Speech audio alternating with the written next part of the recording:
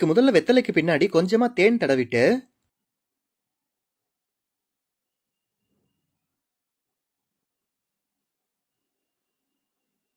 ஒரே ஒரு பாதாம், ஒரே ஒரு முந்திரி, விதை நீக்கிட்டு சின்ன சின்னதா நறுக்குன ஒரே ஒரு பேரிச்சை பழம், அரை டீஸ்பூன் அளவுக்கு குல்கந்து சேர்த்துட்டு இந்த வெத்தலையை இதே போலவே நாலா பக்கமும் அடிச்சுக்கலாங்க. இது போக சீரக மிட்டாய், செரி பழம், டூட்டி ஃப்ரூட்டின்னு உங்களுக்கு எது எது வேணுமோ எதுனாலும் இதுக்குள்ள வச்சுக்கோங்க.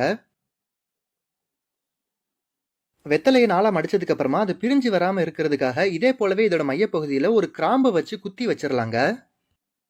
அவ்வளோதான், சிம்பிளா ஒரு ஸ்வீட் பீடா ரெடி ஆகிடுச்சு. இதே போலவே நான் ஒரு 6-7 ஸ்வீட் பீடா செஞ்சு எடுத்து வச்சிருக்கேன். அடுத்து ஒரு பாத்திரத்துல 1 கப் அளவுக்கு கடலை மாவு சேர்த்துட்டு பாதி பீட்ரூட்டை அரைச்சி வடிகட்டி சாறு எடுத்து வச்சிருக்கேன், அதையும் இதோட சேர்த்துட்டு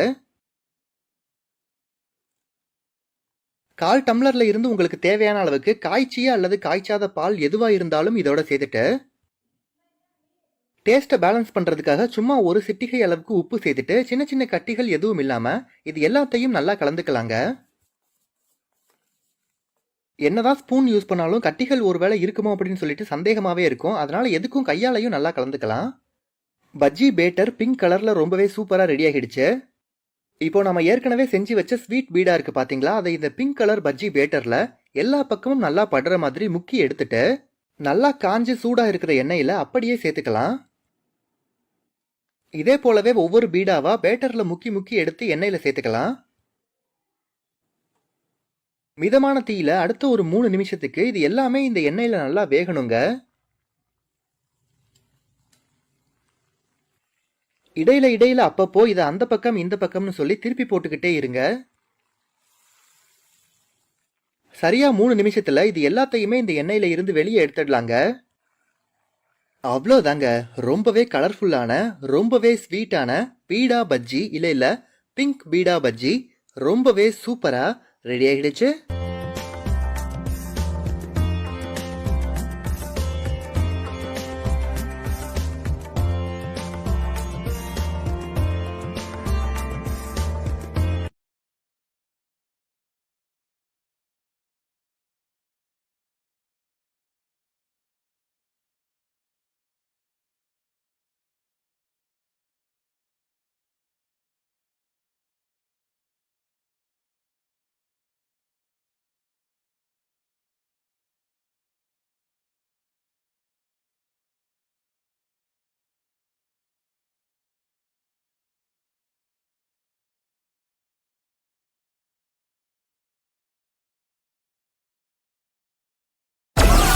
Download Moj.